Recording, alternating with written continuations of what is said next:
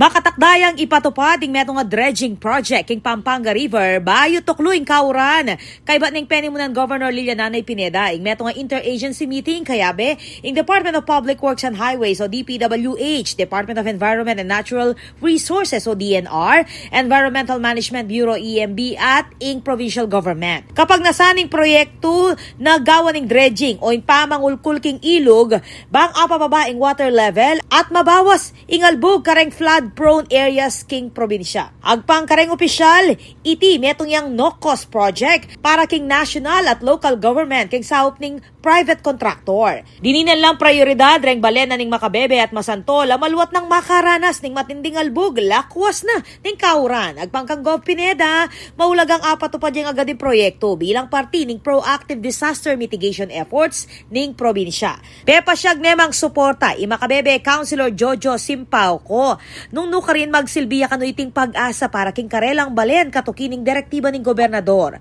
Bisaw pan la ring niyayaliwang ahensya ating private sector para king tambing nga implementasyon ng proyekto at asahan naman ata the long-term solution king problema ning albog at mamye mas ligtas sa pamibiyebye kareng residente. Ako po, Patricia Mamangon para king News Force Pampanga, balita ang totoo, king balen susuyo.